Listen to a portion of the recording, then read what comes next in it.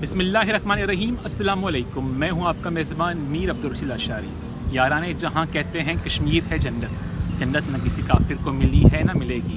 جی ہاں، آج ہے 5 فروری. آج پاکستان میں کشمیریوں سے اظہار یکجہتی کے لیے کشمیر ڈے منایا جا رہا ہے. کشمیر ڈے کی شروعات کہاں سے ہوئی اور کشمیر ایشو کیا ہے، اس کے بارے میں آئیے ہم نے ایک چھوٹی سی رپورٹ بنائی ہے. یہ رپورٹ دیکھتے ہیں. کشمیر برصغیر کے شمال میں واقع دنیا کی خوبصورت ترین ریاست ہے، جس کو جنت نظیر وادی بھی کہا جاتا ہے. 1846 کو انگریزوں نے ایک ڈیل کے تحت کشمیر کو گلاب سنگھ کے ہاتھوں فروخت کر دیا تھا. اس وقت کشمیر کی ریاست 3 حصوں میں تقسیم ہے: پاکستان کے زیر انتظام علاقہ آزاد کشمیر اور گلگت بلتستان. جو 30% علاقہ ہے وہ پاکستان کے پاس ہے. جموں کشمیر اور لداخ جو 55% علاقہ ہے ہندوستان کے کنٹرول میں ہے. چینی علاقہ جو اکسائی چین کہلاتا ہے، یہ کشمیر کا 15% علاقہ ہے جو چین کے پاس ہے. کشمیر کی آبادی 80% مسلمان ہیں اور 20% دیگر مذاہب سے تعلق رکھتی ہے. کشمیر انگریزوں کے دور سے ہی ایک الگ ریاست تھی. حکومت برطانیہ نے 3 جون 1947 کو باقاعدہ اعلان کر دیا تھا کہ ہندوستان کو 2 ریاستوں پاکستان اور بھارت میں تقسیم کیا جا رہا ہے. اس وقت ہندوستان بھر میں 565 شاہی ریاستیں تھیں. انگریزوں نے انہیں ہدایت دی کہ وہ 15 اگست 1947 سے قبل بھارت یا پاکستان میں شمولیت کا اعلان کریں. یہ ریاستیں خود مختار بھی ہو سکتی تھیں، مگر برطانوی حکومت نے انہیں مشورہ دیا کہ بہتری اسی میں ہے کہ وہ دونوں میں کسی ایک مملکت کا حصہ بن جائیں. ان ریاستوں میں حیدرآباد دکن اور جموں کشمیر کی ریاستیں رقبے اور آبادی کے لحاظ سے سب سے بڑی تھیں. 15 اگست سے قبل بیشتر ریاستوں نے بھارت یا پاکستان میں شمولیت اختیار کر لی، مگر دونوں بڑی ریاستیں کوئی فیصلہ نہ کر سکی. قابل ذکر بات یہ ہے کہ ریاست حیدرآباد کی کل آبادی 1,60,00,000 تھی.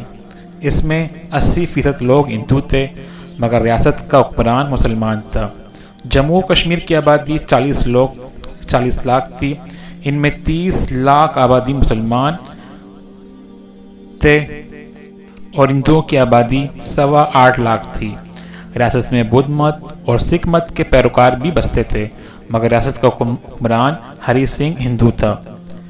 کشمیر کی آبادی پاکستان کے ساتھ ہلاک کرنا چاہتی تھی اور پاکستان اور ہندوستان کے درمیان پہلی جنگ 22 اکتوبر 1947 میں شروع ہوئی اور 5 جنوری 1949 میں سلامتی کونسل کی مداخلت کے بعد ختم ہوئی.